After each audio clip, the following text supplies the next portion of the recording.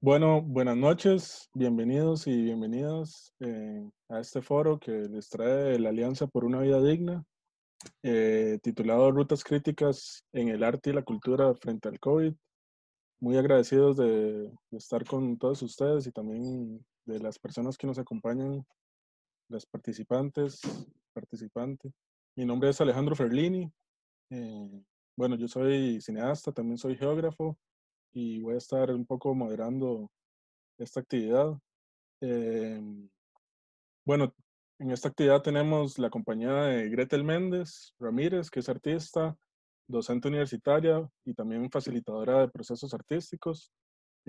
También Gladys Alzate, directora teatral, actriz y gestora cultural y Premio Nacional de Dirección Teatral 2019. Arabella Salaverry, escritora y actriz, Premio Nacional de Literatura 2016-2019. Marcela Araya, que es artista visual. Y también tenemos a Marcelo Quesada Mena, que es de la Asociación de Productores Independientes de Costa Rica y que también es distribuidor de cine independiente. Eh, bueno, un poco la idea de este foro es poder encontrar cuáles son las perspectivas, también las falencias que hemos encontrado dentro del sector arte y cultura, las personas que estamos dentro, que hemos estado trabajando durante la crisis, una crisis que no es que se presenta únicamente ahora, es una crisis más bien que el tema del COVID-19, la pandemia, la ha recrudecido. Sin embargo, ya el arte y la cultura viene teniendo sus problemas a nivel nacional y se podría decir también a nivel mundial, ¿verdad? Desde ya hace mucho tiempo. Eh, entonces, vamos a hablar un poco en torno a eso, intercambiar y les invitamos también a que puedan participar desde Facebook con sus comentarios y en algún momento vamos a poder leerles. Eh, yo quisiera iniciar con Gladys Alzate, eh, y que nos pudieras contar, Gladys, un poco desde tu perspectiva personal, también las dificultades personales y colectivas que se han encontrado en el ámbito de las artes escénicas durante este tiempo. Eh, qué tipo de organización ha habido? ¿Qué tipo de problemas han enfrentado? Y también cómo ha cambiado el sentido de las artes escénicas dentro de la virtualidad, ¿verdad? Dentro de esta nueva virtualidad.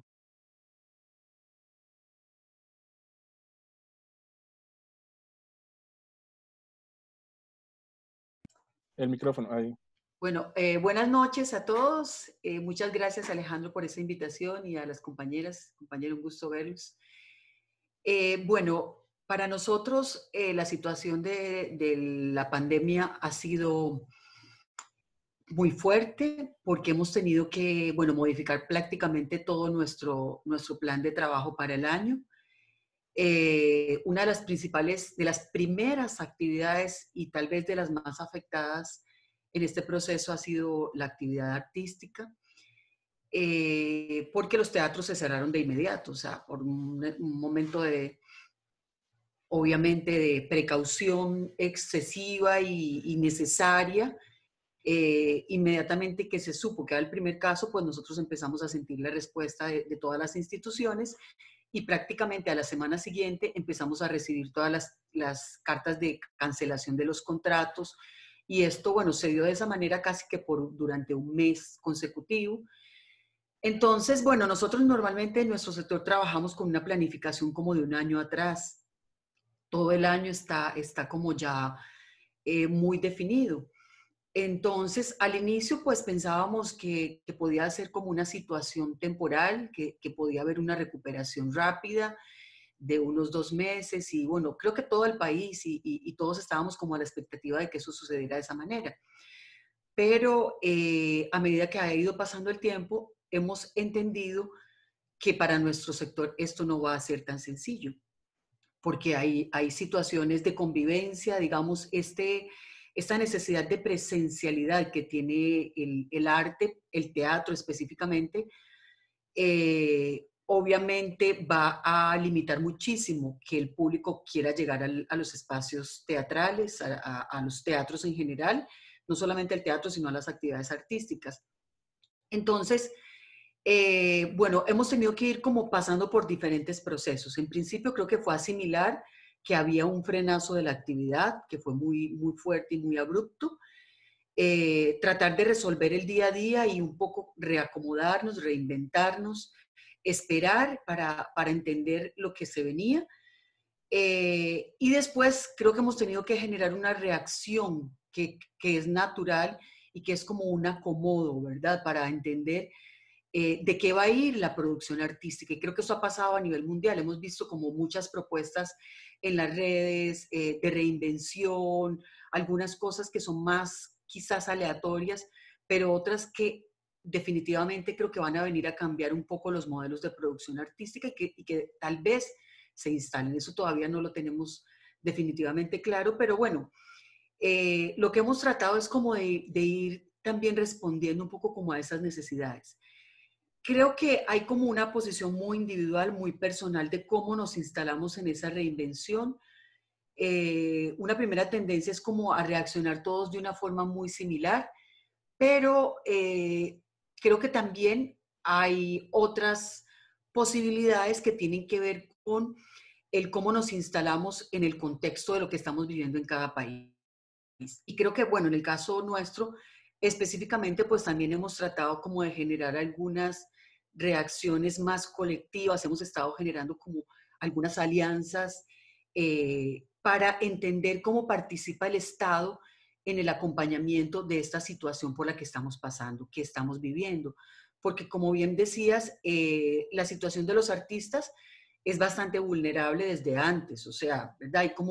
No es una situación pareja, existe una cierta precariedad laboral que ya conocemos como un antecedente porque realmente nosotros tenemos que estar permanentemente generando dispositivos laborales, sobre todo los que trabajamos en un porcentaje muy alto como artistas independientes o completamente como artistas independientes.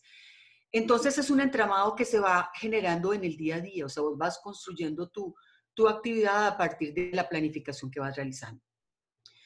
No hay una estabilidad, entonces no hay un soporte tampoco económico que se dé en una situación como esta tan inesperada, ¿verdad? Entonces nos estamos quedando en el vacío, en el aire, y evidentemente para una situación como esta, para miles de personas que estamos pasando por, esta, por estas necesidades, entonces estamos sintiendo que de repente la respuesta que da el Estado, el propio Ministerio de Cultura, no ha sido suficiente, o sea, no es inmediata, no se tuvo una conciencia en el momento de suspender todos los contratos porque uno de los principales contratadores de un sector importante de los artistas de este país es el propio Ministerio de Cultura. Entonces, en ese sentido, pues hemos estado como generando, buscando la posibilidad de generar una comunicación con el ministerio para que entienda que necesitamos una reacción más inmediata, que necesitamos una capacidad también de reinvención que permita que el dispositivo del presupuesto que tiene el propio ministerio pues no se pierda, no se diluya, que no se vaya después a caja única, que no se pueda reinvertir en todos estos sectores y que todas las actividades de gran formato que programa el ministerio durante el año, como el Festival de las Artes, el Festival de Cine, como la Feria del Libro, etcétera. Muchas convocatorias que hacemos, encuentros de teatro, festivales de danza, en la medida en que no se van a poder realizar y que cada vez estamos más seguros de que no se van a poder realizar porque los eventos masivos van a ser peligrosos y probablemente no autorizados, entonces hemos estado trabajando como para ver las posibilidades de que se puedan reprogramar y que podamos salvarlos en otros formatos. Y si no se pueden salvar, pues por lo menos que todo ese presupuesto se pueda redistribuir entre los artistas para generar una dinámica laboral.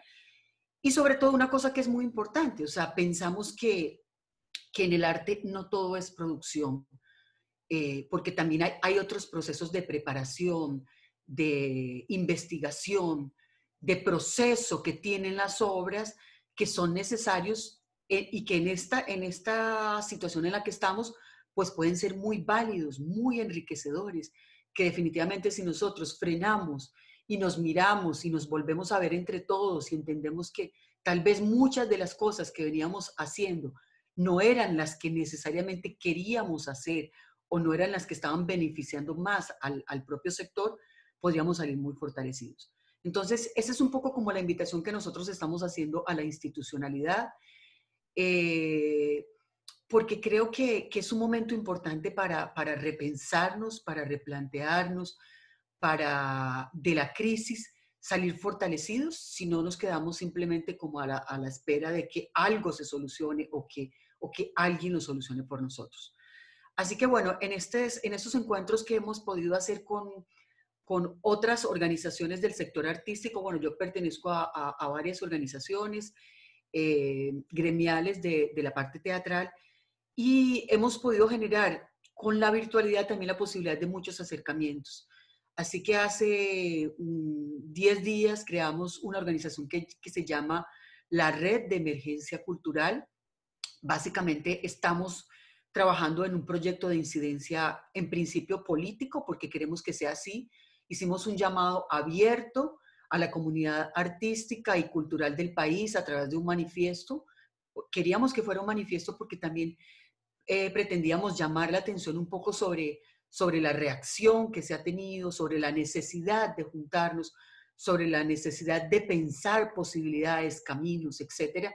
Y lo que hicimos fue generar una serie de propuestas específicas, bueno, tanto para el ministerio como para el mismo sector, para tratar de buscar nuevos modelos de interacción, sobre todo eso, y nuevos modelos de comunicación.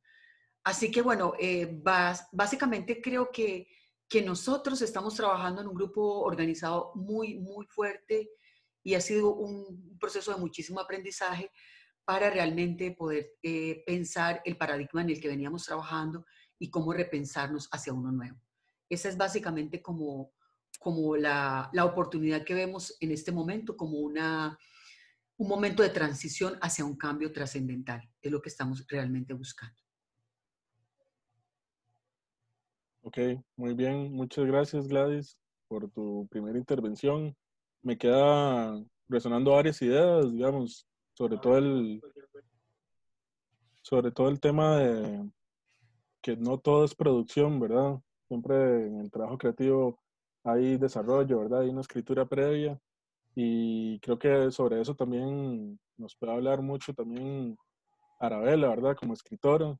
Eh, ¿Cómo ha sido ha habido algún cambio, digamos, en tu dinámica del día a día, como una persona escritora, ¿verdad? Que está todos los días ahí frente al cuaderno, frente a la computadora, en un trabajo diario, y también cómo ha cambiado la dinámica del acercamiento, por ejemplo, con, con los lectores, y, y bueno, también que, entre otras cosas, qué propuestas hay desde el ministerio para el gremio, perdón, de la literatura y, y desde otros espacios también, ¿verdad? No solo desde el ministerio. Bueno, buenas tardes, noches, encantadísima, Ale, Alejandro, de estar compartiendo con ustedes, compañeras, compañero. Es un gusto realmente. Pensar la literatura, creo que no se vale nada más pensarla en estos momentos. O sea, hay un proceso de depauperización con el tema de las letras que viene de muy atrás, que tiene que ver con toda la embestida neoliberal. Es un hecho innegable que todos los espacios que existían de difusión, que después voy a hablar un poquito sobre la importancia de la difusión para nosotros, se han ido paulatinamente cerrando. Si ustedes se van a la prensa nacional, todos los suplementos culturales, uno a uno, han ido cayendo. O sea que no hay espacio para la difusión de la palabra, en general para la difusión de las artes, pero la palabra en definitiva es un arma muy potente y mucho más directa. Y por tanto creo que es uno de los espacios a los que se les ha ido cerrando oportunidades desde hace mucho, pero mucho tiempo. Así que desde esa perspectiva, de la perspectiva del encuentro con el público, desde la perspectiva del mercadeo de obras, etcétera, la situación a partir del COVID pues no ha variado fundamentalmente. Tal vez la variación ha sido más de orden emocional, con que el hecho de que si se presenta un libro ya no existe el estímulo de presentarlo con el público presente y la delicia de intercambiar opiniones y de conversar y de abrazarnos, etcétera. Pero en la parte, digamos, medular del problema, seguimos exactamente igual. No hay apoyo oficial, prácticamente no existe el apoyo, digamos, del estamento oficial a los temas de literatura. Ahora en este momento, por suerte, hay una persona a cargo del Colegio de Costa Rica en el Ministerio de Cultura que está muy preocupado por todos estos temas y creo que ha habido un cambio, pero tradicionalmente nunca ha habido apoyo real. El ministerio incluso ha ido cerrando los espacios, por ejemplo, en la Feria del Libro, perdón, en la Festival de las Artes, en algún momento hubo espacio para la literatura y luego ese espacio se cerró. Se consideró que era necesario que hubiese nada más el espacio de la Feria del Libro, cuando es imprescindible que la gente se acostumbre al contacto con los libros, se acostumbre a que los libros son parte de su vida. El otro día me encontré con una circular de un circuito del Ministerio de Educación que interpretaba, porque no fue una directriz, pero que interpretaba una recomendación del ministerio en el sentido de no obligar a los muchachos a comprar libros, no obligarlos por el tema económico. Pero entonces la circular decía, se prohíbe a los profesores que le pidan a los estudiantes que compren libros. Imagínense lo serio que es que se prohíba que se compren los libros. Y ya ni siquiera, o sea, no estoy pensando en el tema económico, porque si hay un sector que realmente sufre el tema económico es el sector de los escritores. Los escritores recibimos un 10% del precio del libro. Normalmente las ediciones acá no pasan de 500, 1000 ejemplares. Por ejemplo, una editorial del Estado te da 30 libros como pago por tus derechos de autor de una obra que significó tal vez 5 años de trabajo y que ese porcentaje en los libros que quedan pendientes de venta, digamos, si el libro cuesta 3.000 colones, porque por suerte son muy baratos los libros todavía en este país, eso significa que el autor, el escritor, la escritora recibe 300 colones por cada libro que se vende. Y si no se mercadea, pues sencillamente no se venden los libros. Y si se le dice a los chicos que está prohibido comprar libros, pues imagínense el panorama tan amargo. Por ahí sonó una iniciativa que a mí me pareció muy interesante y es un poco también yéndome a lo que señala Gladys en el sentido de solicitar al ministerio pues nuevas formas de encauzar los fondos. Se gasta muchísimo dinero en temas casi diría yo accesorios, en todas las ferias, etcétera. Cuando uno echa una mirada a los presupuestos hay un rubro muy importante que se va en logística y que de pronto es una logística que se podría suplir de otra manera. Entonces, ¿por qué no pensar, por ejemplo, que el dinero que se invierte en la Feria del Libro, que no posiblemente, como bien lo indicaba Gladys, no se va a poder hacer por razones obvias, ¿verdad? Porque si hay aglomeración de personas es justamente en las ferias del libro. Si se destinaran esos dineros o por lo menos un porcentaje a compra de libros para iniciar por ejemplo, lo que se inicia en el último gobierno en Argentina, que es un programa de lectura masivo,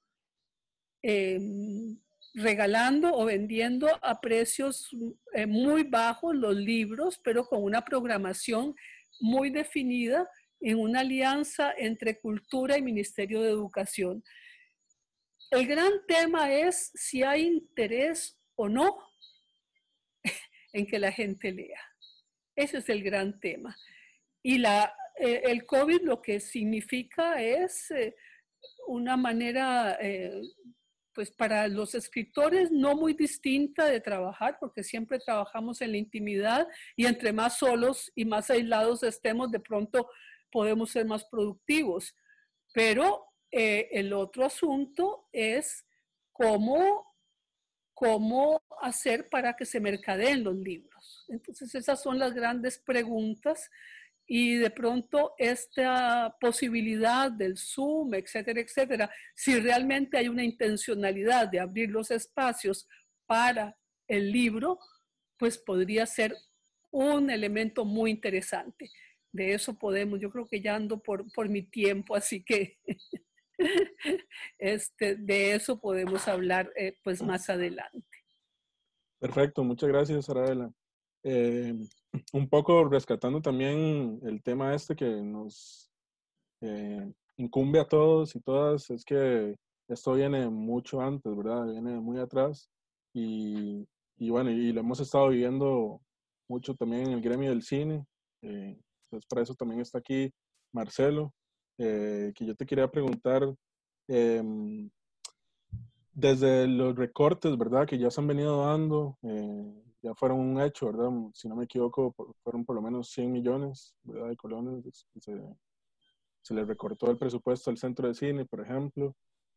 ¿Cómo hacer para que las personas que están, ¿verdad? En el poder, los diputados, los ministros y también el público en general pueda tener como una educación audiovisual más óptima, más potente, más democrática también, cómo incidir positivamente también en la sociedad y entender que el cine, ¿verdad? Es una industria también, ¿verdad? Y un arte que crea muchos enlaces productivos, ¿no?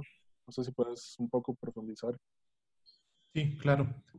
Bueno, igual agradecerte el espacio a vos, Alejandro, y al resto del equipo y saludar a todos y todas las personas que nos acompañan. A ver, yo coincido, creo que el punto de partida que han comentado las compañeras respecto a lo que viene antes, digamos, de esta coyuntura del COVID, es muy similar en el ámbito audiovisual. De alguna manera, este es un sector que, bueno, tiene un historial amplio, digamos, de generaciones que han sido pioneras en tratar de acercarse a un oficio y a un arte que pues, a ver, tiene como un gran valor simbólico, pero al mismo tiempo su creación pues viene asociada con un alto costo económico, ¿verdad? Y eso ha hecho que seamos una parte de este engranaje, digamos, artístico que ha ido avanzando, digamos, a un ritmo, sentiría yo que un poquito más lento. Pero bueno, gracias a ese trabajo de un montón de personas bueno, desde hace muchísimos años, pero que se presentó en los 80s, 70s, 80s y que llegó a unas generaciones que eran, digamos, más numerosas ya al inicio de los 2000 y que eso propició que se retomara desde el ámbito público el apoyo al sector y también desde el privado, con la generación de fondos, de incentivos, de espacios de formación. Es un sector que de alguna manera irónicamente está en su mejor momento, diría yo, al menos en lo que tiene que ver con la calidad del contenido que está generando, también con la cantidad y con la diversidad del contenido que está generando, ¿verdad? A pesar de eso, que que es una situación palpable y comprobable, no solo a nivel de la explotación, por ejemplo, comercial que puede tener los contenidos, sino también del impacto que han tenido pues, en distintas poblaciones nacionales e internacionales. Yo diría que del 2016 para acá, esa fuerza con la que veníamos, que venía acompañada también de estímulos a nivel público, progresivamente se ha ido debilitando. Tal vez habría que hablar directamente del Centro de Cine como la institución, digamos, encargada de elaborar política pública vinculada al ámbito audiovisual, ¿verdad? El Centro de Cine tiene diferentes programas vinculados pues a las diferentes etapas, digamos, de este quehacer, ¿verdad? Que una tiene que ver con el desarrollo, efectivamente, que aborda como toda la parte creativa, digamos, de la escritura y de la generación como de la propuesta audiovisual, pero también tiene programas que lo que buscan es fortalecer ya la producción de los contenidos propiamente, ¿verdad? La filmación y otros programas que tienen que ver con la difusión de los contenidos, ¿verdad? Entonces, bueno, la coyuntura del COVID llega como a acrecentar, digamos, este debilitamiento progresivo y a hacer mucho más evidente que lo que no había sucedido hasta este momento ahora se ve mucho más lejano, ¿verdad? Hace algunos años pensábamos que era posible tener una ley de cine, que era como uno de los proyectos principales. Pensábamos que era posible tener una cinemateca y que era un proyecto que estaba, digamos, bastante avanzado, incluso a nivel presupuestario. Y una cinemateca no entendiéndolo simplemente como una infraestructura física, ¿verdad? Sino como un programa que procurara acercar pues contenido a una población mucho más amplia. Y esos proyectos pues se frenaron, ¿verdad? Y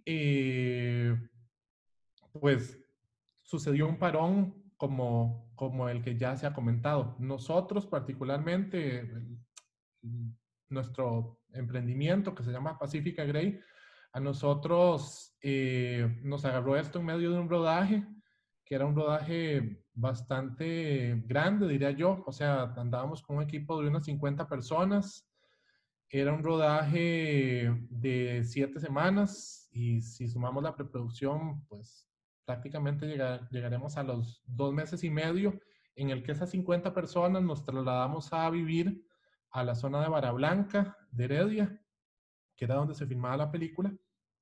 Y afortunadamente, digamos, eh, la pandemia llegó cuando nos faltaban más o menos 8 jornadas de filmación. En un caso, digamos, en el que hubiera llegado antes, hubiera sido absolutamente crítico, ¿verdad? Porque no hubiera quedado más opción que cancelar el rodaje, con todo lo que eso conlleva a nivel de compromisos, ¿verdad? Pero también con todo lo que eso conlleva a nivel de la diversidad, digamos, de procedencias que suelen tener los proyectos audiovisuales en términos de nacionalidades. Nosotros logramos terminar esas 8 jornadas asumiendo de una manera responsable desde la producción protocolos de higiene y de cuidado de las personas que nos acompañaban, ¿verdad? Pero desde una lógica pues más de sentido común, ¿verdad? Porque no había protocolos secretos que eran que estaban y a pesar de que terminamos, sí nos sucedió que personas de Suecia, de Chile, de Guatemala, que nos quedaron atrapadas semanas en una situación bastante vulnerable, porque a pesar de que los acuerpamos, pues eran personas que de que este no era como el lugar donde viven, donde tienen a su familia, donde tienen pues las diferentes condiciones que pueden permitirnos lidiar con esta situación de forma más adecuada, ¿verdad?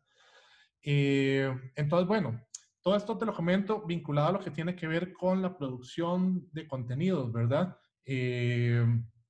La parte de un rodaje genera muchos encadenamientos productivos, ¿verdad? Es una actividad irremediablemente colectiva, gestada colectivamente y no solo del grupo estrictamente creativo, ¿verdad? Dentro de las cabezas de departamento y los técnicos que son parte pues, del AR, sino que en casos como estos, en los que venimos del GAM, ¿verdad? Estamos hablando de trabajo con 2, 3 o 4 hoteles, con servicios de catering y cocineras a nivel local, con servicios de construcción, con alquiler de carros, con extras de la zona, con actores de la zona. eh, y bueno, una diversidad ahí de servicios, ¿verdad?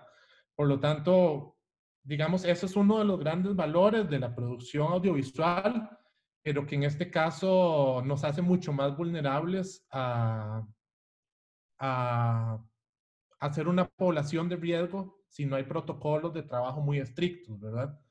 Eh, y en eso siento que hubo una reacción, pues digamos, a tiempo real, pero un poco lenta, ¿verdad? A la hora de generar protocolos del sector y también diferentes regiones de gobierno, pues vinculadas a esto. Y bueno, fue un diálogo que finalmente logró llegar, logró concretarse por ahí de avanzado mayo, ¿verdad? Que es pues bastante tiempo para que un sector esté totalmente detenido. Y ya en lo que tiene que ver con la difusión de los contenidos, creo que ahí es pues bastante evidente, ¿verdad? Las salas de cine, bueno, fue progresivo. Los festivales de cine, que son como la primera ventana para el tipo pues, de producción que se genera mayoritariamente en el país, se fueron cancelando poco a poco en todo el mundo, ¿verdad? Y eso sucedió acá también. Se canceló pues el Festival de Cine de Costa Rica, se canceló el Festival de Cine de Panamá, que también es una ventana importante para el cine local. Y bueno, todo el resto fueron cayendo uno por uno, Guadalajara, etcétera. Después de eso, pues cerraron todas las salas de cine, ¿verdad? Eh, y pues el sector básicamente se detuvo, ¿verdad? Porque no tenía posibilidad, por un lado, de continuar con los procesos de producción y por otro lado tampoco tenía posibilidad de continuar con los procesos de distribución de la obra, ¿verdad? Y para dimensionar eso un poco, digamos, estamos hablando de que el cine son procesos largos, pues una película es un proceso que como mínimo te puede tardar 4 años. eh, y pues hay colegas, digamos, del sector que hicieron una inversión de tiempo, de esfuerzo, de dinero y de energía hace 3 años y que finalmente iban a llegar a una etapa en la que iban a poder compartir esto con un público y que ahora está totalmente pues detenido, ¿verdad? Eh, entonces, pues es un poco lo que sucedió. Ha tocado reinventarse tratando de generar eh, espacios para acercar la obra al público desde lo virtual y que eso creo que ha sido uno de los avances más positivos. En el ámbito audiovisual, pues se habla como de ventanas de explotación, dentro de las cuales el cine es la primera, pero luego viene el internet, la televisión, el circuito cultural, ¿verdad? Y en este país, pues casi que todas las anteriores no estaban muy desarrolladas. Eh, la ventana de cine más, por ejemplo, en lo que tiene que ver con plataformas de video y demás. Y bueno, nos ha dado un empujón, no solo a nivel local, sino a nivel internacional, para entender que aunque esto no hubiera sucedido, habíamos llegado a un momento en el que era importante balancear las formas por medio de las cuales podemos generar acceso a las obras, ¿verdad? Eh, entonces, un poco ese es el estatus. No sé si ya estoy súper pasado de tiempo, ¿sí? Sí, si querés, podemos ahondar un poco más en la siguiente intervención. Me parece que igual hay un montón, bueno, en cada una de las áreas, ¿verdad? Es casi para hacer un foro sobre cada una de las disciplinas.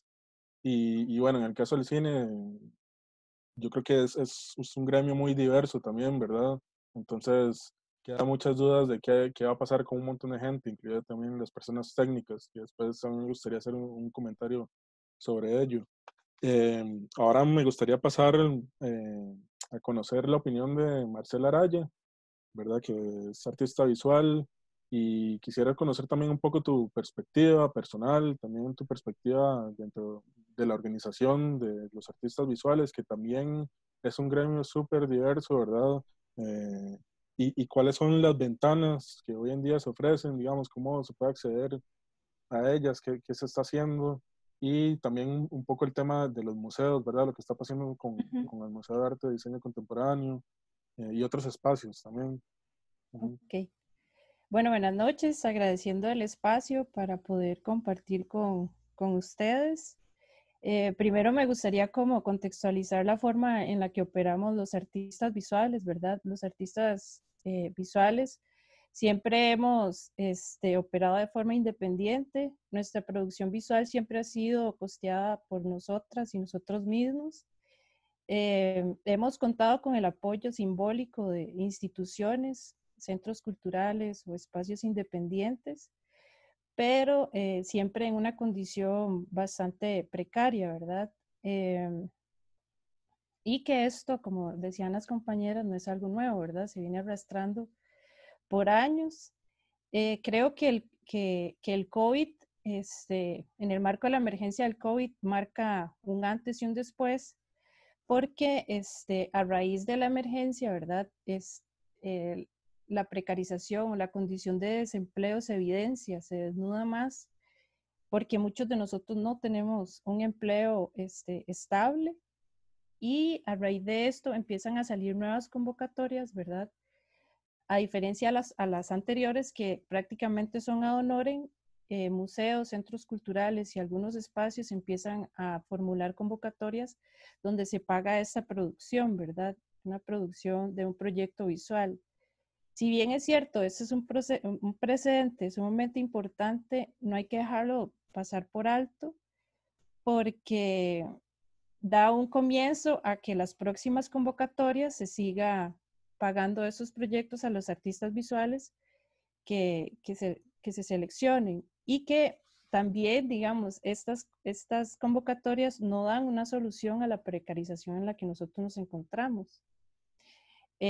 Bueno, desde hace un año atrás, un grupo de artistas de forma independiente empezamos a entrar en diálogo sobre la situación en la que nos encontramos y tratar de comprender el proceso de la dirección del Museo de Arte Contemporáneo en los últimos 10 años y llegamos como a un punto en común de que el museo debe tomar otro camino más beneficioso para los artistas, para los y las artistas y para la misma institución.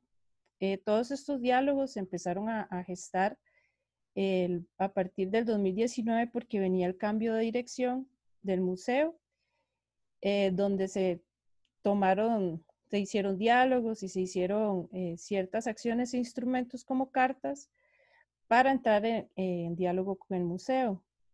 El diálogo más aterrizado que nosotros tuvimos fue con la que en ese momento era la directora del Museo de Arte Contemporáneo, Verónica Zúñiga, donde llegamos a un lugar en común, donde planteamos los artistas y con la dirección en generar mesas de trabajo, mesas de diálogos, tomando en cuenta la opinión de gestores culturales, artistas visuales, la misma institución, y bueno, se estaba desarrollando, pero por el COVID quedó como suspendido y es algo que aún sigue en pie, ¿verdad? A raíz del COVID también, pues, Verónica renuncia a su puesto como directora en el museo, ¿verdad? Y esto digamos, esto generó muchas reacciones en el gremio, donde hay pronunciamientos de comunicados, reuniones, foros, pero sin embargo considero que estamos en una postura de señalar a los culpables, ¿verdad? Eh, por la condición en la que está, bueno, la condición delicada en la que estamos y está el museo. También otra preocupación que a mí me alberga es que se sueña con la época dorada del museo, ¿verdad?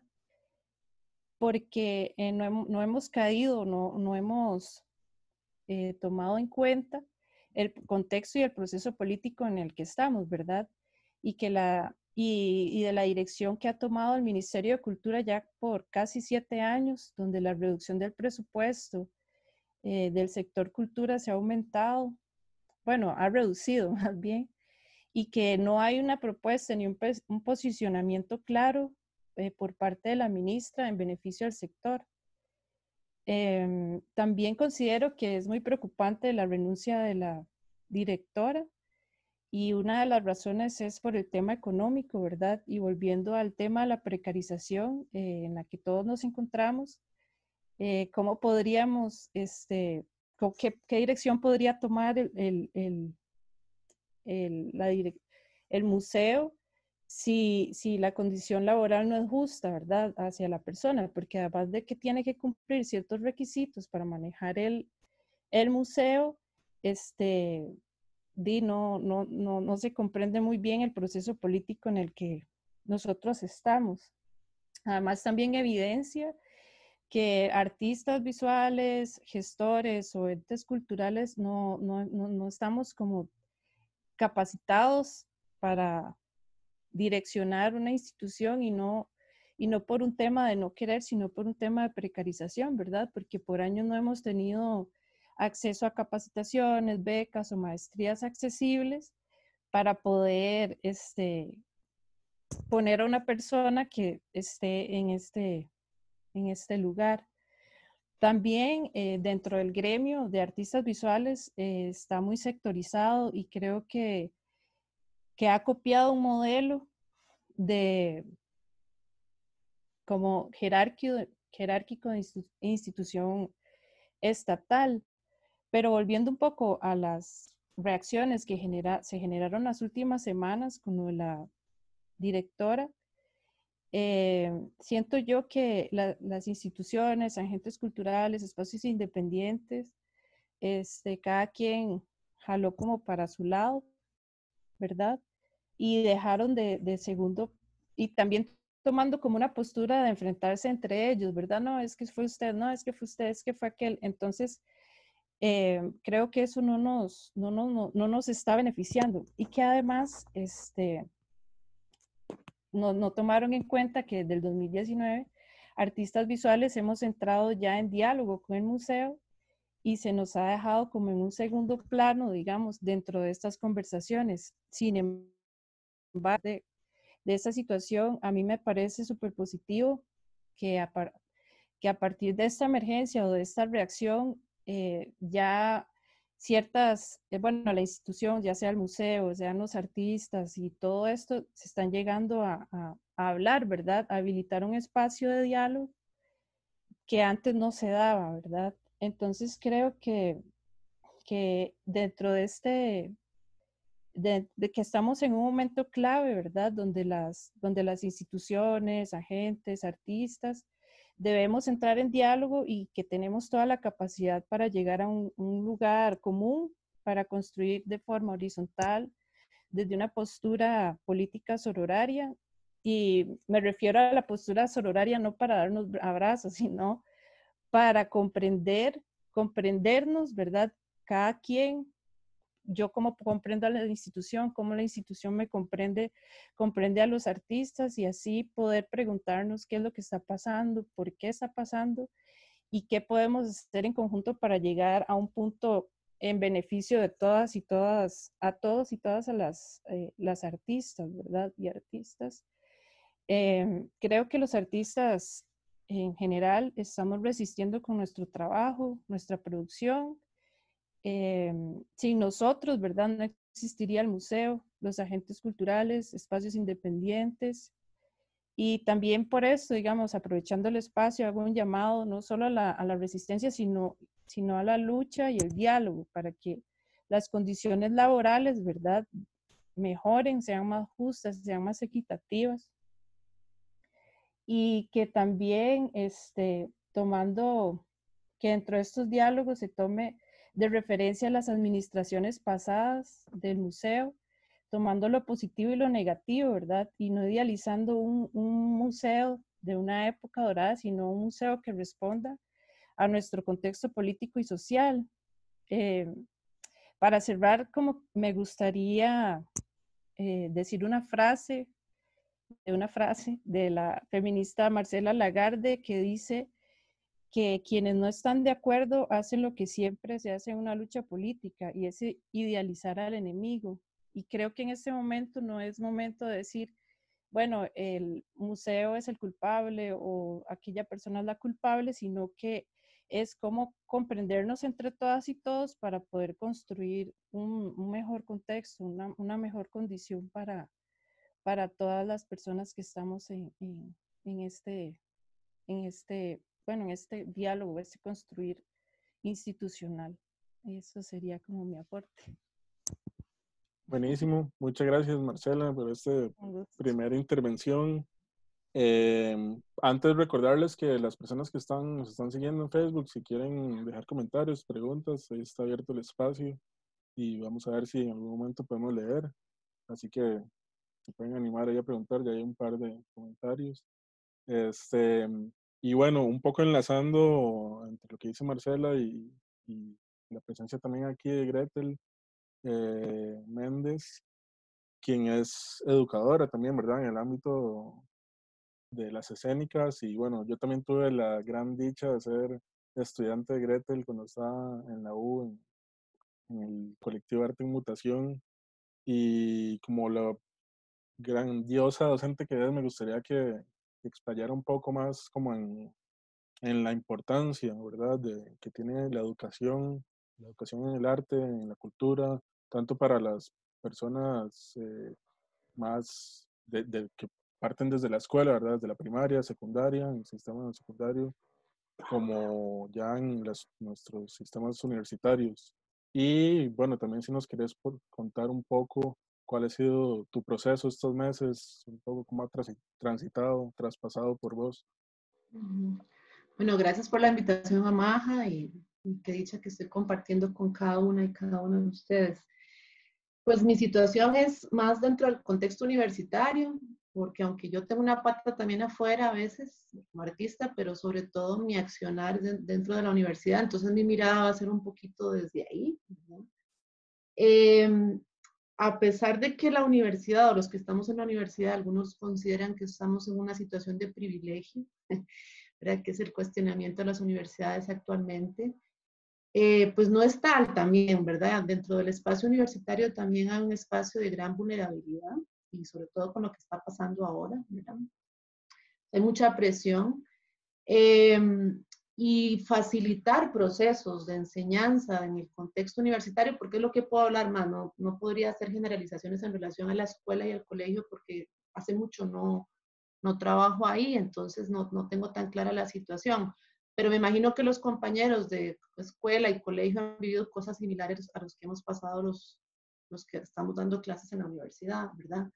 Esta situación del COVID nos ha expuesto en un lugar muy fuerte y a la vez muy rico, ¿verdad? Porque en muy poco tiempo quienes hemos dado clases históricamente con el cuerpo y en presencia, ¿verdad?, hemos tenido que hacer una traducción en muy poco tiempo, ¿verdad? Había que formarse, por ejemplo, yo no estoy dando en este momento cursos de teatro, pero teatro en la escuela de dramáticas, pero sí doy el curso de taller de teatro en la sede de Turrialba, doy performance, Y de pronto, en cuestión de un mes, había que capacitarse para tratar de entender cómo traducir algo que uno entendía con el convivio presente, ahora a través de este pequeño cuadrito, ¿verdad? Y había que tragarse un montón de tutoriales y yo realmente no estaba acostumbrada a trabajar desde la virtualidad. Estoy aprendiendo, hay muchas herramientas. Yo soy hija del siglo XX, entonces tampoco es que soy pro súper tecnológica, ¿verdad?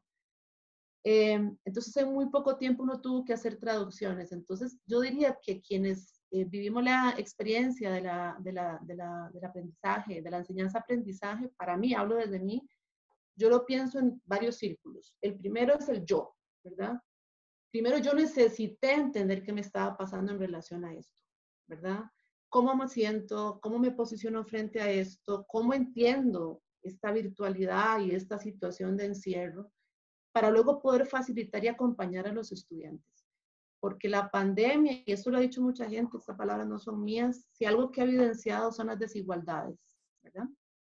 Y mucho a nivel de recursos, ¿verdad? Entonces, cuando tenemos que intentar facilitar un proceso de educación, nos encontramos con pared.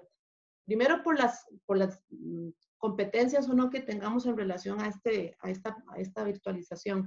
Y lo segundo es encontrarse con los estudiantes, los recursos que tienen. No todo el mundo tiene los mismos recursos, ¿verdad? Entonces uno se imagina un curso X que no termina siendo el curso X, termina siendo otra cosa, ¿verdad? Porque no todos tienen computadora, todos no tienen acceso a esto, a lo otro.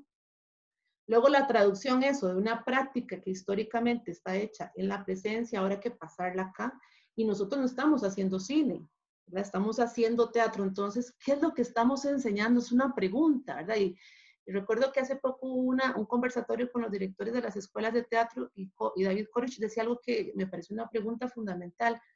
Preguntarse qué tanto están aprendiendo los estudiantes en el marco de la virtualización, ¿verdad? Y qué tanto nosotros podemos enseñar. Eso es como una pregunta que me viene.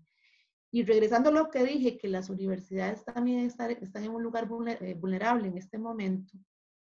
A veces la presión de tener que demostrar que la universidad está trabajando, cosa que es real, hace que estemos más en la demostración de productos a corto tiempo, ¿verdad? Y se pierde un poco el asunto procesual, ¿verdad? Y así como el arte implica investigación y la investigación requiere tiempo, no solamente la generación de productos inmediatos, la docencia también es procesual, ¿verdad? Entonces, ahora hay mucha más presión de demostrar lo que estamos haciendo en muy poco tiempo, que todo el mundo se dé cuenta que estamos haciendo y haciendo y haciendo. Yo trabajo en 3 espacios distintos, no solamente como docente, sino también como gestora de un proyecto.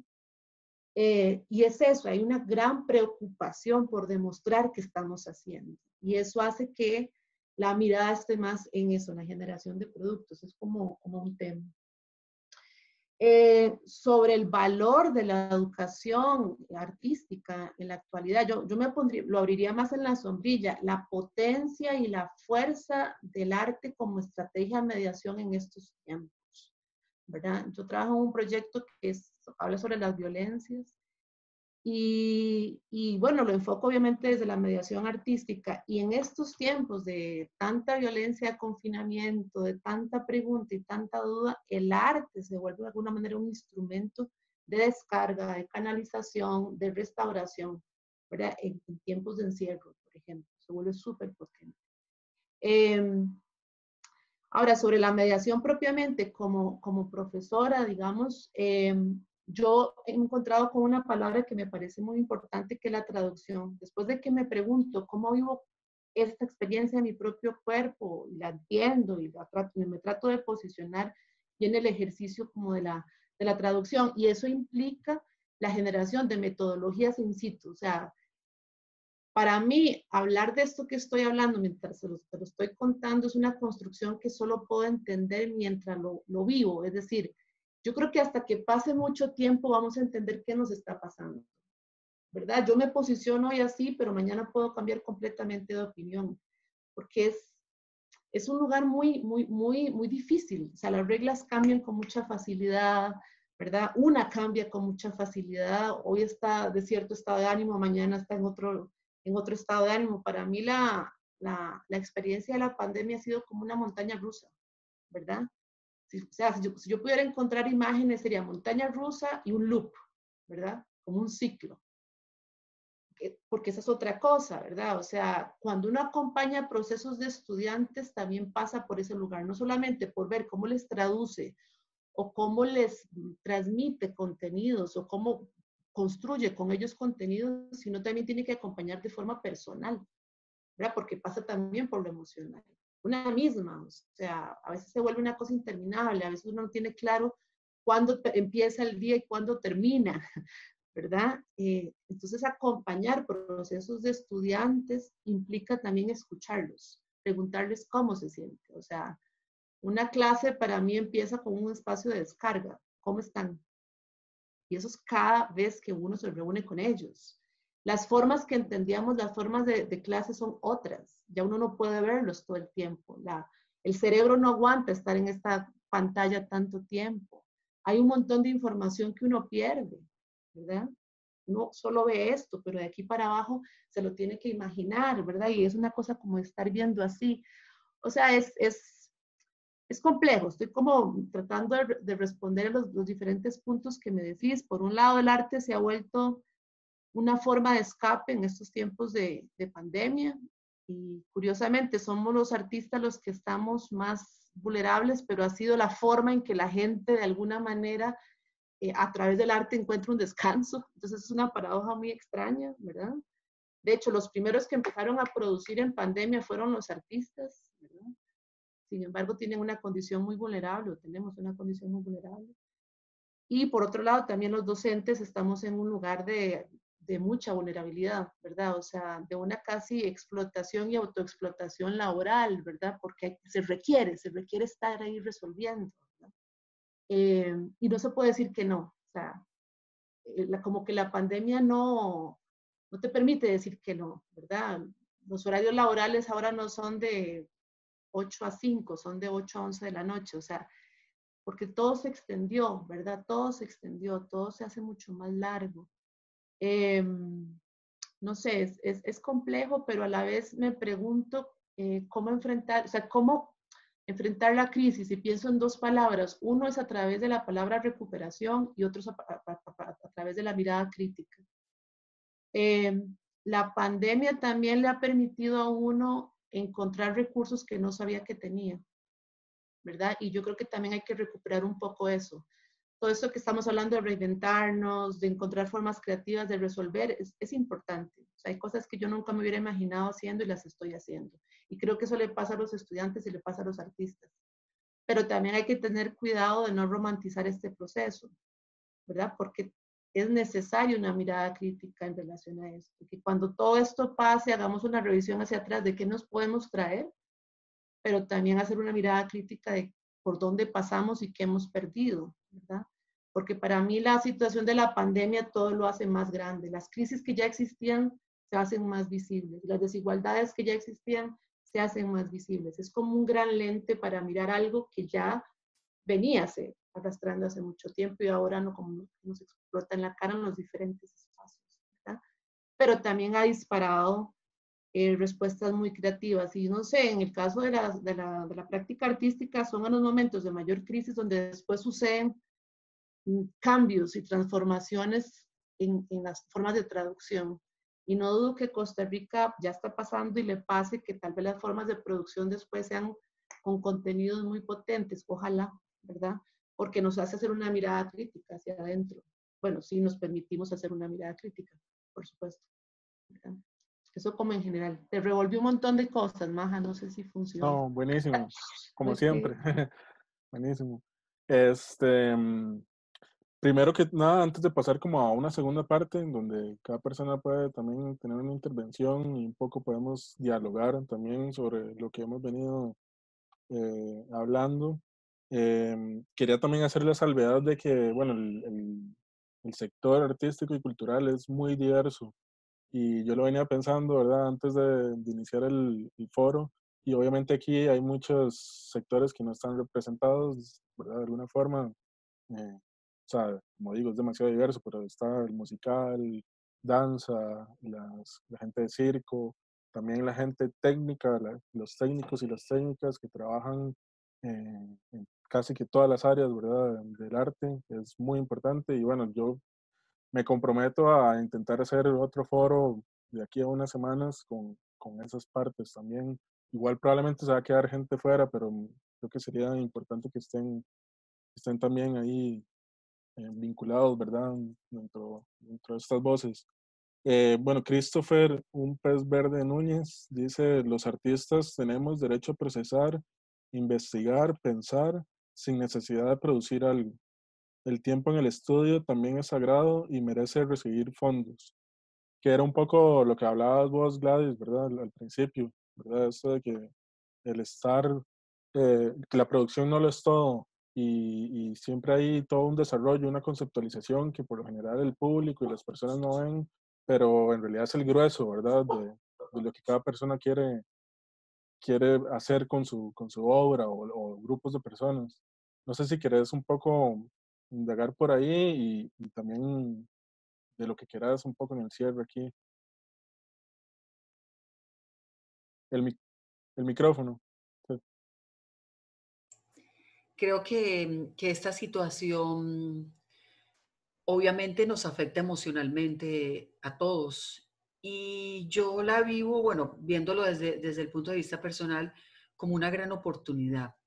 Creo que nos pasan muchas cosas tanto por la mente y sobre todo como estos dispositivos creativos que tenemos los artistas y a los que no, pues no podemos y no queremos renunciar, nos llevan siempre como a buscar nuevos caminos. Sobre todo creo que la pregunta siempre es dónde aparece la poesía como en toda esta experiencia, ¿verdad? Es como una pregunta que yo me he hecho un poco en este proceso a nivel personal, porque uno está lidiando como con, tanto con el día a día, que es lo operativo, resolver como lo que ya sabemos que tenemos atascado en la vida cotidiana, como también el cómo accionar de una nueva manera con el lenguaje artístico.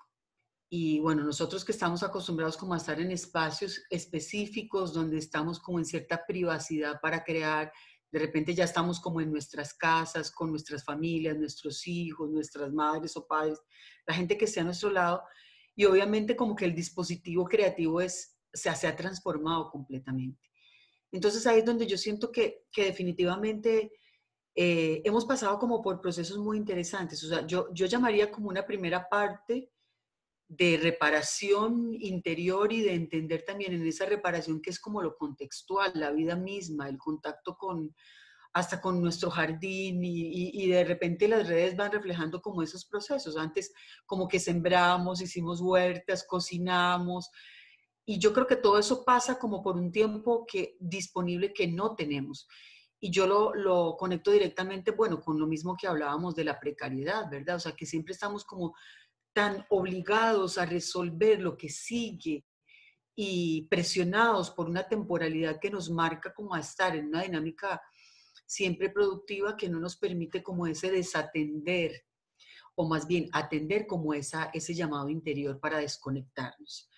Entonces, bueno, hay como unas etapas, una segunda etapa que yo no sé si es por la que estamos pasando, que también tiene que ver con una reconstrucción personal y que yo la llevo también como al campo de lo externo, porque nos obliga a repensar y ahí me conecto con lo que decía Marce, de la verdad, o sea, estamos obligados a repensar también la institucionalidad que de alguna manera nos da soporte o no, porque no siempre solo la institucionalidad nos acuerpa, nos sostiene como sector, pero de alguna manera también sí. Entonces, creo que estamos obligados como a no abandonar del todo esa vinculación con el entorno y qué estaba pasando antes de la pandemia con ese entorno. O sea, que tanto ese entorno a nosotros marca una vivencia, una ruta, porque tenemos como un amor-odio que es fuerte. O sea, yo misma me he debatido mucho en este proceso de decir, pucha, abandonemos esto porque realmente me incomoda, me molesta.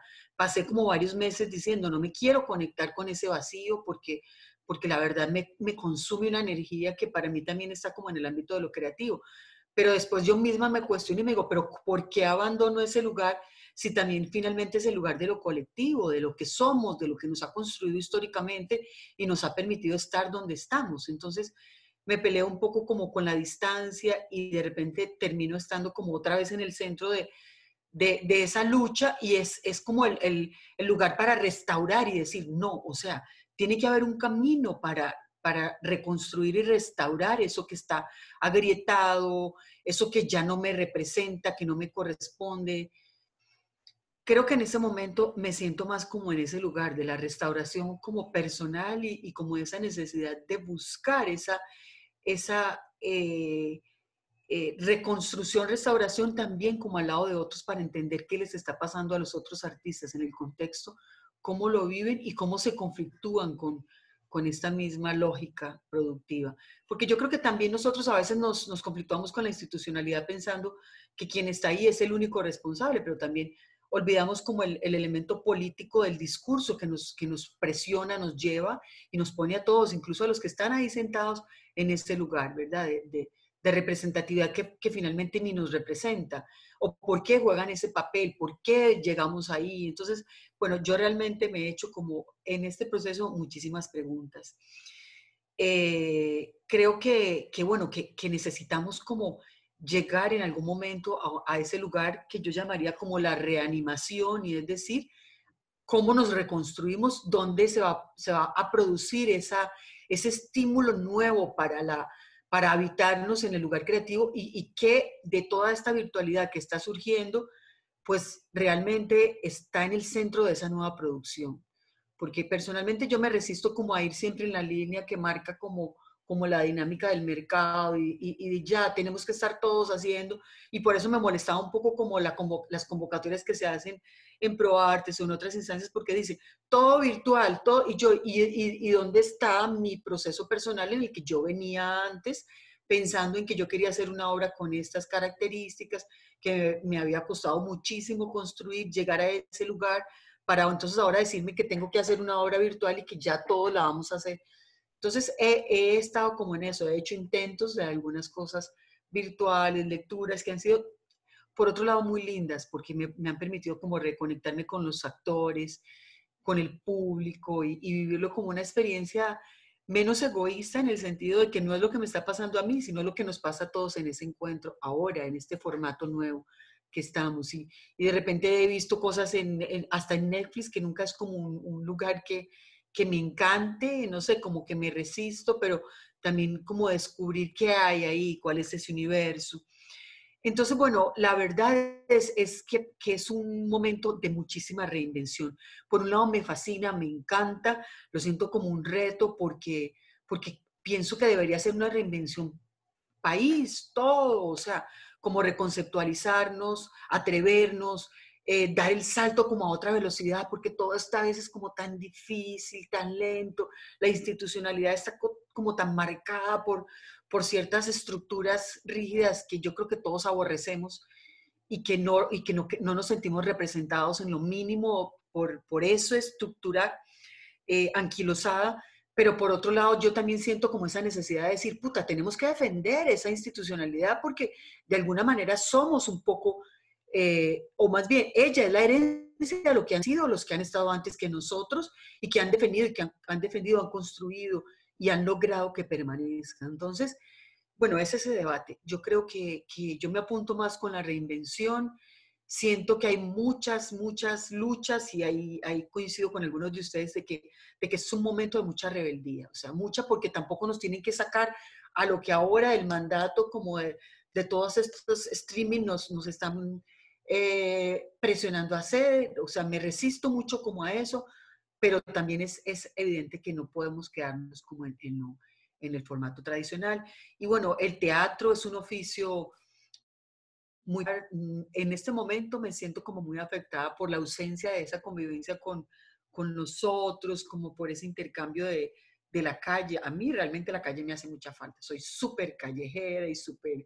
Entonces, y yo siento que los que estamos en esto, pues también es como un intercambio de qué están haciendo los otros. Entonces, me hace falta como el estímulo de lo que están haciendo los otros de una forma como más experiencial. Pero bueno, estos espacios son muy lindos porque nos permiten como reconectar desde esas contradicciones que todos estamos viviendo y los disfruto. Creo que estas plataformas pues realmente nos han permitido muchísimo desahogo y como reconectar con otra parte que es muy necesaria en el mundo del arte, que es el pensamiento.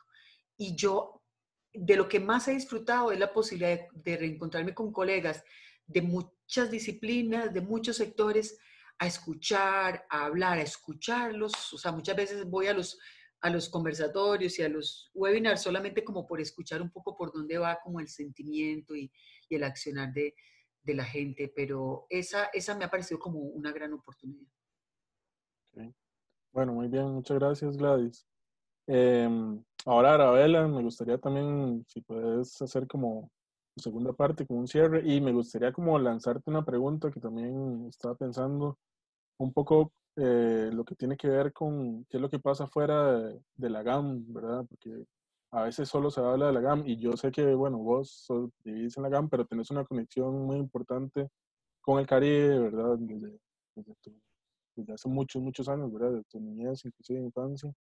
No sé si puedes ahí meter un poco la cuchara por ese lado y también lo que quieras cerrar. Sí, hay un gran, enorme tema que visibiliza todo el COVID. Es la precariedad del sector en la producción artística. Si nos ponemos a pensar, el 90% de la gente que trabaja en el arte está en una informalidad, pero muy grosera, muy grosera.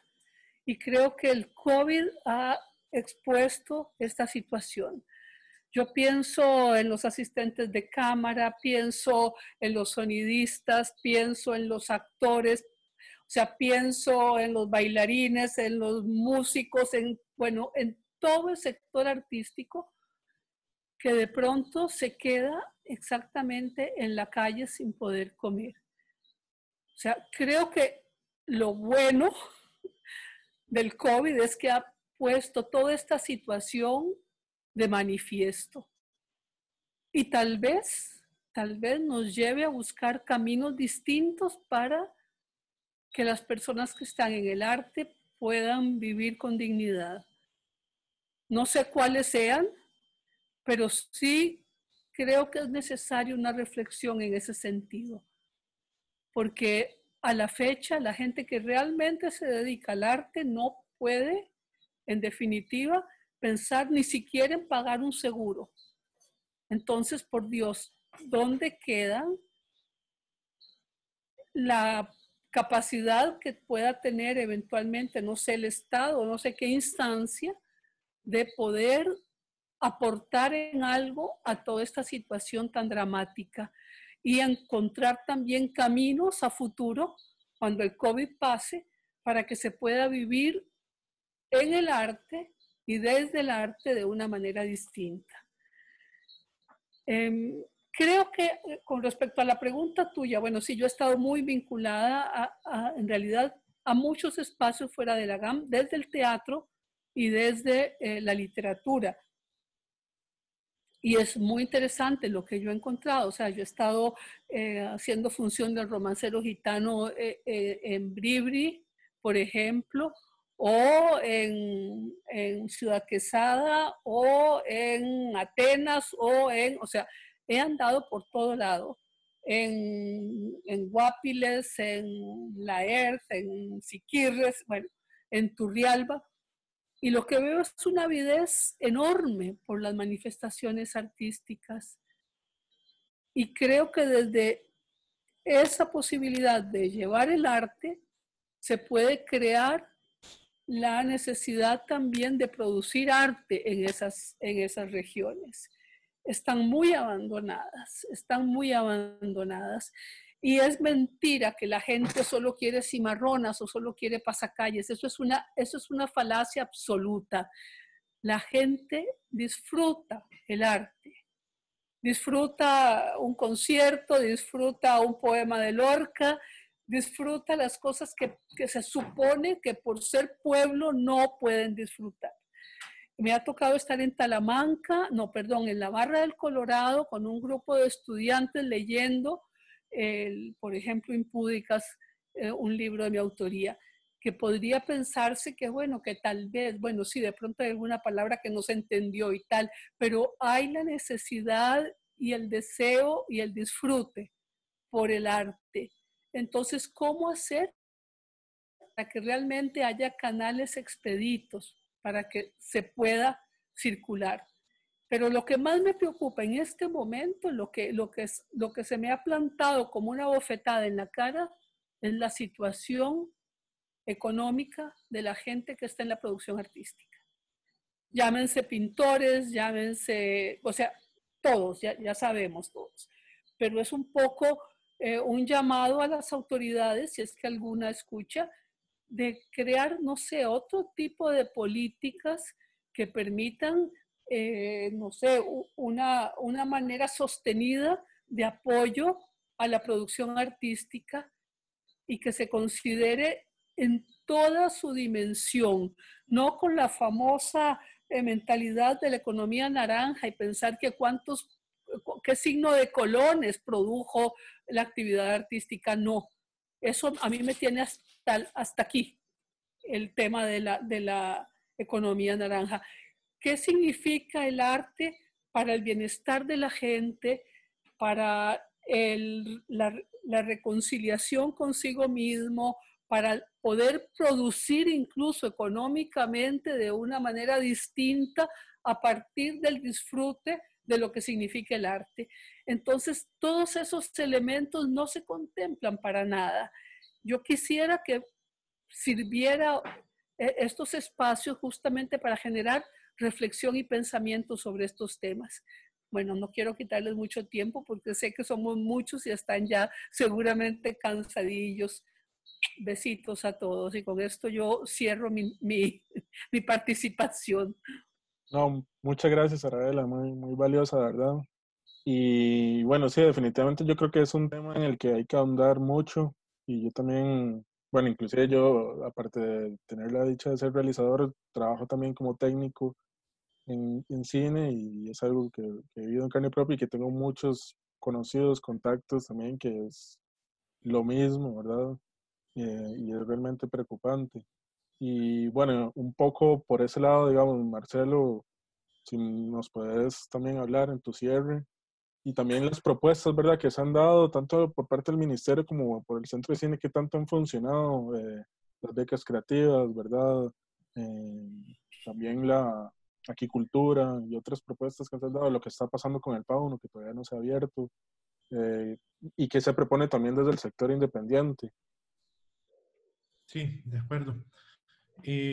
Bueno, yo retomo justo lo que vos mencionaste, porque es básico, digamos, somos un sector súper diverso.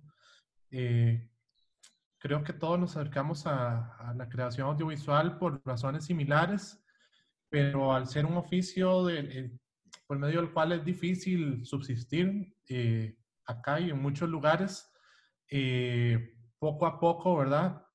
Cada uno nos vamos dedicando como a los diferentes oficios vinculados como a la producción audiovisual, ¿verdad? Entonces, creo que nos ha afectado de maneras diversas, ¿verdad? Eh, Hablando directamente como de la producción de cine, digamos que el impacto, a ver, es importante, pero en alguna medida también es limitado si partimos de que nuestra, nuestro sustento no es casi imposible que venga estrictamente, ¿verdad?, de esa parte de la industria, porque es muy poquita la producción que hay, ¿verdad? Pero hay muchísimos técnicos que intentan ir haciendo malabares, ¿verdad? Hay mucha gente que se dedica a la docencia y al cine, hay mucha gente que ejerce como técnico en publicidad y en cine, hay mucha gente que se dedica a la parte de contenido institucional y también lo mezcla con cine, ¿verdad? Entonces, Si partiéramos estrictamente de la producción de cine, ahí sería tremendamente más grave la situación, porque estaríamos casi en cero, ¿verdad? Y como en riesgo de que en el corto plazo no haya más producción, ¿verdad? Yo creo que esto de los protocolos que conversamos brevemente es importante para que el sector vinculado a lo que tiene que ver con publicidad, ¿verdad? Pueda empezar a brindarle trabajo a todo el sector técnico. Obviamente creo que las universidades han sido fundamentales para la gente que también, pues, eso mezcla con la docencia. Y pues nada, o sea, aparte de eso, creo que curiosamente hay otros sectores que se han beneficiado o que han visto un crecimiento, digamos, en su trabajo, que es la gente que por ejemplo, es del ámbito de animación, ¿verdad? Que es como otra de los oficios, digamos, del audiovisual y que justo a partir de la incapacidad de tener un rodaje, ha crecido, ¿verdad? Pues el trabajo en animación, no necesariamente para creación de contenido artístico, ¿verdad? Sino más, pues, de contenido de corte publicitario, pero que de nuevo creo que es importante mencionarlo porque es un sector que se sostiene en gran parte por esos ingresos, ¿verdad? Y que eventualmente puede decidir lanzarse a generar contenido artístico, pues a partir de esa mezcla, ¿verdad? Concretamente, en lo que está relacionado con el fauno, los fondos concursables y lo que nos permite pensar en seguir adelante con la creación de contenido artístico, pues nosotros lo que hemos procurado es tener un diálogo constante y abierto con el Ministerio de Cultura y con el Centro de Cine. Ha sido lento, la verdad ha sido bastante lento. No sé que es difícil pues estar en los zapatos de los jerarcas en un momento tan particular como este, pero bueno, creo que también hubiera sido posible pues reaccionar de una manera pues más expedita, ¿verdad? Concretamente el fauno ya venía con recortes importantes, era un fondo que repartía 250 millones de colones al año y que beneficiaba más o menos a 8 o 9 proyectos y que esos proyectos pues hay que entenderlos como en su dimensión de, de, de obras que involucran a un montón de personas, ¿verdad? O sea, son 8 proyectos que tienen impacto en una cantidad de personas mucho más amplia. El año pasado, el fauno ya se ha recortado prácticamente a la mitad y eso casi que sin hacer ningún anuncio de ningún tipo, ¿verdad? O sea, no hubo como una etapa de explicar qué estaba sucediendo, sino que nada más pues se anunció con la mitad de los fondos.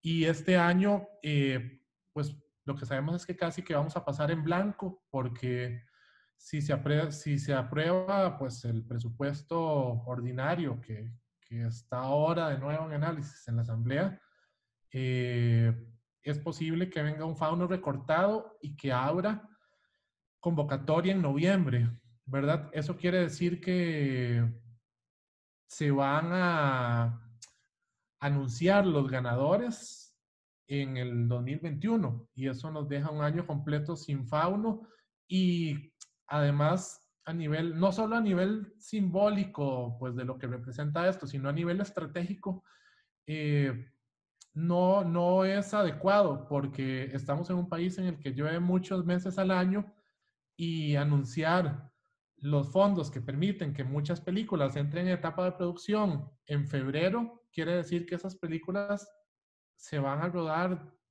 pues no lo sé, en enero del próximo año.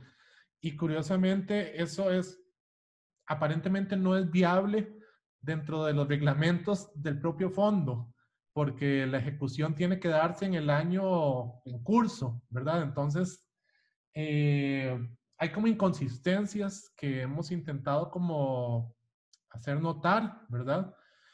Y pues seguimos en un diálogo constante, por ahí como medidas de nuevo como un poco paliativas. Se ha tratado de proponer al ministerio generar acercamientos, al Ministerio de Cultura y Juventud, generar acercamientos con el Ministerio de Educación, un poco con la idea de que desde el sector audiovisual se pueda facilitar la creación de contenidos educativos, ¿verdad? Que en este momento se vuelven súper necesarios para este proceso que ha sido tan complejo para los docentes, ¿verdad? Y que aún se sigue entendiendo cómo es posible efectivamente, como lo mencionaba Gretel, trascender esta pantalla y generar una experiencia de aprendizaje que sea más o menos adecuada, ¿verdad? Entonces eso se ha intentado, también se ha intentado como activar que las diferentes instituciones o empresas también privadas que de todos modos ya tienen una necesidad de contenido, vuelvan a ver a la producción local, ¿verdad? Que el CINART, por ejemplo, tenga de una manera más clara y contundente pues la vocación de mostrar contenido artístico costarricense, ¿verdad? Y no solo contenido informativo, además, ¿verdad? Sino contenido artístico nacional, eh, entre otras instituciones, canales privados, embajadas, ¿verdad? Entonces, esos son acercamientos que se han realizado, pero de momento ha sido lento, por lo tanto lo que te puedo decir es que no puedo decir nada concreto, ¿verdad? Sino que hemos intentado propiciar un diálogo, pero está en proceso y mientras tanto creo que la gente sigue pues con lo que puede, ¿verdad? O sea, hay algunas partes de este sector que se han reactivado poco a poco, entonces alguna gente está trabajando, pero hay mucha otra que no. Eh, entonces, pues en la diversidad del sector hay casos de casos, ¿verdad? Sí. Bueno, muchas gracias, Marcelo, por esta segunda intervención. Y, perdón, y ahora pasamos entonces a escuchar a Marcela. Un poco también la duda que me queda, Marcela, es qué pasa también con los otros espacios, aparte del museo, ¿verdad? ¿Qué se está generando fuera de lo que es el museo y los sectores más independientes? Si puedes como andar un poquito en eso y hacer el cierre. Ok, bueno, en cuanto a los espacios eh, que no sean museos, digamos, hay espacios independientes de artistas, gestionados por mismos artistas que están trabajando en las condiciones de sobrevivencia prácticamente. En mi caso, yo gestiono un espacio con dos artistas, se llama Subsuelo, y ha sido bastante complicado por las medidas de seguridad, por los presupuestos, pero seguimos en pie, digamos, en seguir produciendo y haciendo cosas. En el caso de Teorética está como generando contenido de textos, también están con presupuestos para ayudar a artistas en condiciones vulnerables y también el Centro Cultural Español ha generado varias propuestas, ¿verdad?, que en beneficio a las y los artistas, no solo visuales, sino que danza, teatro. Entonces creo que por eso mencionaba que el COVID marca un antes y un después, porque sí se marca, sí se meten como en esa línea, ¿verdad?, de direccionar los presupuestos a artistas que están en condiciones vulnerables, pero que eso tiene que seguir, ¿verdad? Una vez pasada la emergencia, es algo que tiene que continuarse porque es un trabajo que se debe pagar, ¿verdad? Una participación de los artistas que se debe pagar, porque ahí no es solo, bueno, como decía Gladys, no es solo es como el producto final, sino que es todo un tema de conceptualización, de proceso, de tiempo, de muchas cosas. Entonces, como que no se pague eso es totalmente injusto, ¿verdad?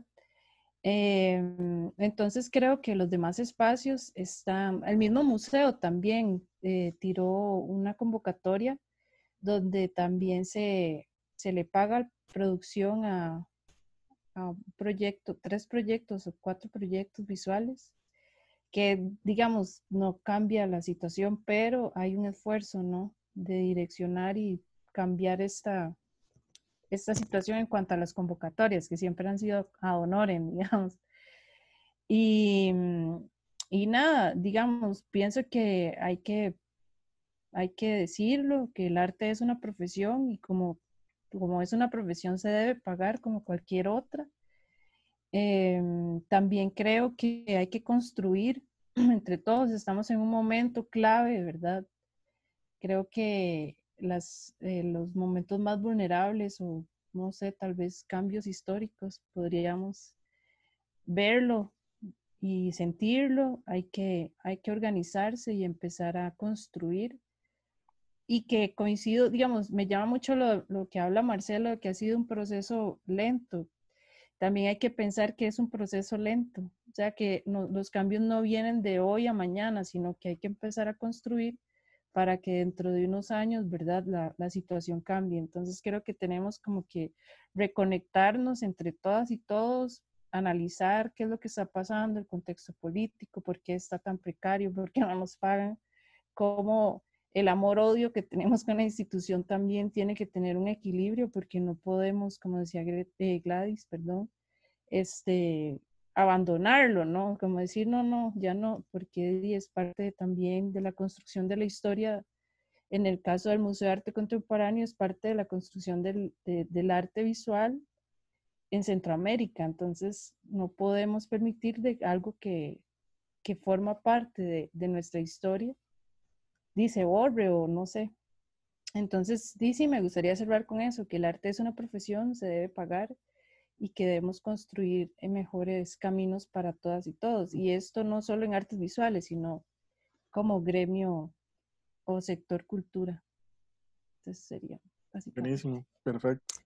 Muchas Gracias. gracias, Marcela. Y bueno, por último, Gre, no sé, el comentario que quieras hacer como cierre, y yo también te lanzaría como una preguntita en torno a esta llamada nueva normalidad, ¿verdad? Y lo que hablabas un poco de la virtualidad y que ahora todo radica en la inmediatez, la generación de productos, cómo eso nos lleva también a un escenario más desigual y en muchos casos y más precario, ¿verdad? No sé si quieres entrarle a eso un poco. El micrófono, ahí. Sí. Que uno se le olvidan estas cosas. Tal vez antes de llegar a intentar responder lo que me estás planteando, apunté una serie de palabras que me hicieron pensar en el proceso que acabamos de vivir y al escucharles, ¿verdad? Y hace como unas horas había un conversatorio que entré inmediatamente y escuché algo y se me quedó y salí, que ella decía desde el pensamiento decolonial el derecho a estar bien, ¿verdad? Que la virtualidad no nos quite el derecho a estar bien o que toda esta situación no nos quite el derecho a estar bien. Y entonces recupero también una frase que se la he escuchado a varias amigas y compas, encontrar el deseo en esto, ¿verdad? Porque es tanto lo que estamos tratando de resolver en el medio de esta situación tan compleja que a veces olvidamos el deseo. Y eso es importante, ¿verdad? El deseo desde donde creamos, ya sea como artistas, como investigadores, como docentes, ¿verdad?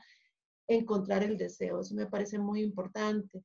El reinventarse, que es una palabra que han utilizado muchos ustedes, que me parece maravilloso, pero que también se ha vuelto marca registrada y que hay que tener cuidado, ¿verdad? Entonces yo sí creo en el reinventarse. Yo lo he vivido en mi cuerpo, de verdad, me he encontrado con formas de hacer que nunca me hubiera imaginado. Justo estar ahora aquí con ustedes, no me lo hubiera imaginado hace un tiempo. Y he logrado hacer más redes y acercarme a gente con la que no solía acercarme, y eso es maravilloso, ¿verdad? sobre todo que esto una nuevo está como en su cuevita y está bien empezar a salir más, ¿verdad? Pero sí es cierto que ese reinventarse tiene que pasar por una mirada crítica para que no se romantice, porque creo que hemos romantizado un poquitito esta idea de reinventarse, ¿no? No olvidar que somos cuerpo, ¿verdad?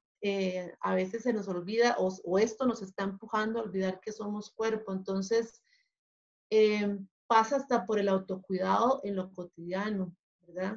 Esta virtualidad nos hace olvidar que somos cuerpo y somos carne, que necesitamos pausas, que necesitamos silencio, que necesitamos escucharnos, que necesitamos decir ya no más, que necesitamos no sentir la presión de la afuera, que a veces hay que decir, no lo logro, ya no aguanto más, estoy cansada, ¿verdad? Entonces no olvidar que somos cuerpo y eso pasa por todas las formas de producción desde el arte, ¿verdad? Yo lo hablo como docente en relación al acompañamiento con los estudiantes, pero también lo pienso como artista, ¿verdad? Y que para mí la gran estrategia que me ha ayudado a sobrevivir en este tiempo son las redes. No solamente estas redes que estamos creando ahora, sino las redes de compañeras, compañeros, amigos, amigues. Cuando no sé hacer, le pregunto a otro, porque una no puede sola, no se basta. Y eso lo he aprendido del teatro. El teatro requiere mucha gente para existir, ¿verdad? Y tengo claro que no puedo construir sola. Cuando ya no puedo más, pregunto a otros y a otras y a otros, ¿verdad? Y tal vez esa es la manera que podamos sobrevivir frente a esta crisis. Primero, borrar fronteras entre ¿verdad? ¿Quiénes trabajamos dónde o trabajamos en tal lugar? O sea, finalmente estamos en una situación similar porque esto del COVID nos ha puesto en preguntarnos sobre el cuerpo, sobre la vida, sobre, ¿verdad? Entonces también como borrar esas fronteras es importante y solo se establece a partir de redes, ¿verdad? O acompañarse con otros. También recupera algo que han venido diciendo, el proceso es importante, cosa que yo creo, ¿verdad? Ojalá en las próximas residencias o en las próximas estrategias que se hacen de convocatoria le den también un valor a la investigación, ¿verdad? Que también hayan residencias donde solo sea de investigación y que no necesariamente el producto es hacer una pieza virtual o una pieza presencial, sino que investigarse la pieza en sí misma, porque, o sea, yo creo 100% en la investigación artística y no se le ha dado el lugar que se necesita, ¿verdad?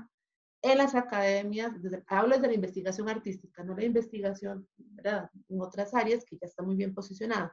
Pero ¿cómo hacemos desde el arte? Nosotros investigamos de una forma muy específica y darle un lugar a esos haceres.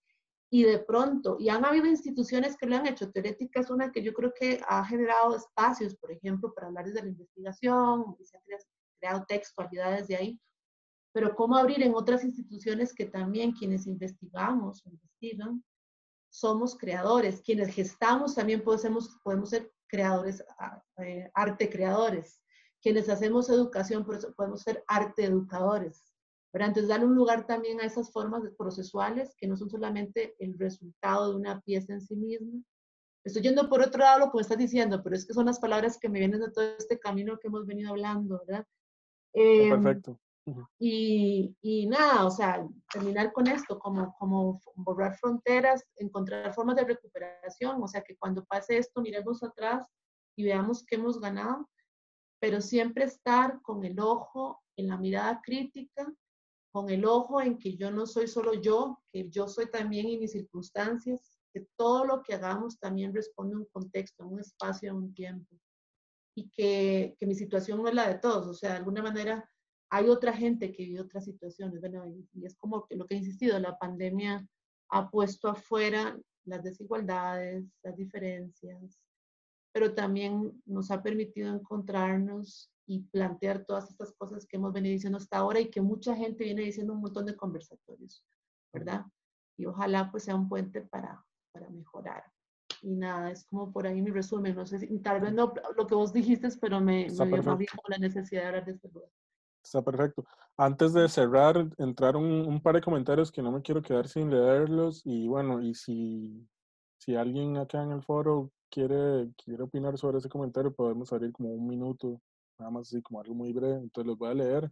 El primero es de Mercedes Ramírez, que dice: la reinvención de cada artista es posible y necesaria, pero la institución también debe hacerlo y tan rápido como lo hemos tenido que hacer nosotros. Es el primer comentario de Mercedes. Y el segundo, un poco más largo, de Marco Antonio Kiko Palma Leiva, dice: me gusta la visión que apuntan algunos, pues en este momento exacto donde la pandemia nos ha horizontalizado como mortales comunes y silvestres, ahora más cerca en nuestro entorno local y de familias y barrios y pueblos y calles.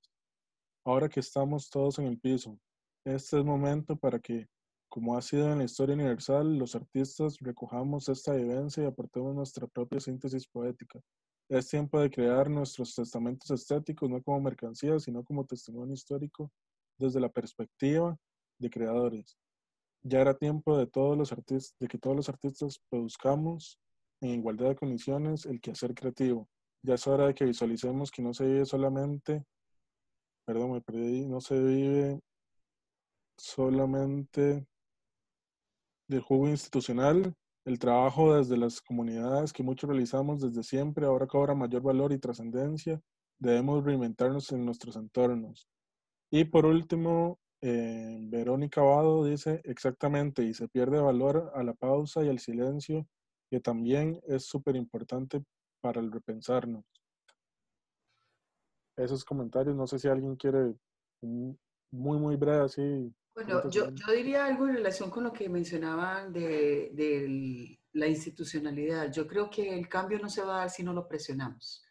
Y creo que es muy evidente en lo que han dicho todos, desde todos los lugares, que tenemos que ser gestores de cambio y sobre todo que tenemos que ser gestores de un nuevo pensamiento que acompañe ese cambio, porque ya estamos topados del discurso que nos ha movilizado hasta este momento y sentimos que no nos representa como generación, como entorno. Entonces, creo que es sí, o sea, hay algo como importante que hay que empujar y tenemos que creer en esa sensación, como dice Gretel también, o sea, hay que pasarlo por el cuerpo para que todos juntos logremos que ese cambio se dé. Ya lo dice Arabella, las condiciones en las que estamos creando no son las que tienen que ser, pueden ser otras. Muy bien. Yo quisiera Marcelo. agregar algo, Fernando, ¿se puede? Digo, Sí, Alejandro. sí, por favor, por favor. Sí, no, súper breve. Yo creo que en sintonía con lo que se ha mencionado muchas veces en este diálogo, es que yo creo que hay un proceso que es esencialmente reflexivo de lo que hacemos y de nuestro oficio y de cómo podemos adaptarnos a estos cambios tan fuertes. Esos procesos efectivamente no hay que apresurarlos y efectivamente creo que ni siquiera podemos apresurarlos porque recién pues vamos entendiendo a tiempo real, ¿verdad? Todo esto que sucede.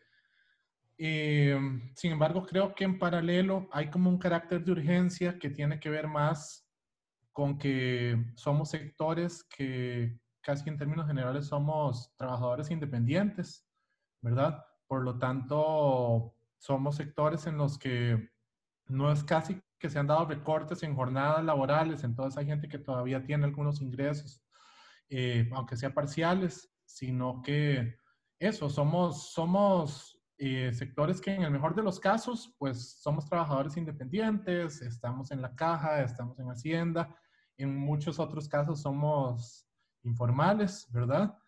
Y, y es desde ese lado que hay que procurar ver cómo mezclar el proceso reflexivo para entender cómo nos vamos adaptando como artistas, ¿verdad? Y como personas pues, que forman parte de estos oficios y cómo mezclamos eso con la urgencia pues de tener un ingreso y de trabajar, ¿verdad? Bien, Yo quisiera sí, decir algo claro, muy brevemente. por favor. Creo que hay dos espacios de reflexión. Uno es el espacio de reflexión personal y otro el espacio de reflexión institucional.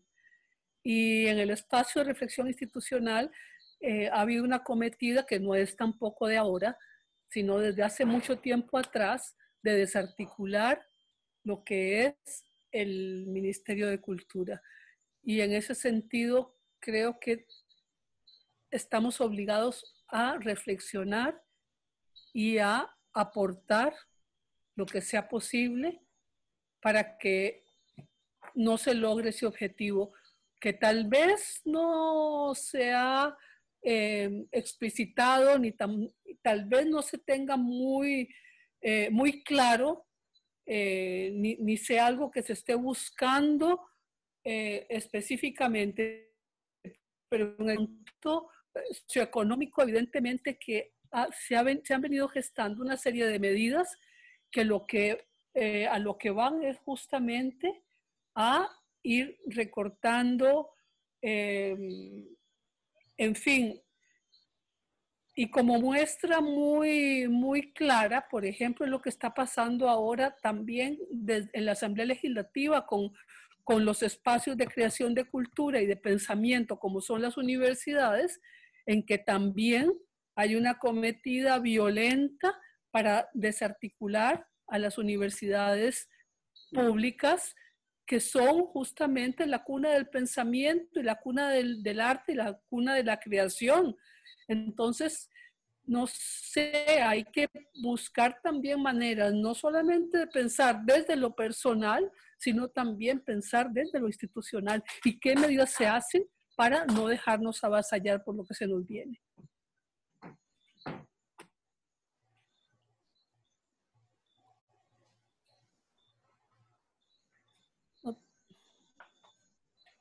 Perdón, Juan y Calderón Hernández de la sede del Pacífico de la UCR nos dice que es muy necesario este tipo de espacios, debemos acuerparnos y conocer en qué nos mantenemos y cómo lo hacemos. Gracias por el espacio, tema que nos compete en el sector cultura. Y bueno, yo quiero agradecerles a Gretel, Marcela, Gladys, Arabella y Marcelo por haber participado. Creo que ha sido muy valiosa la participación de cada uno de ustedes.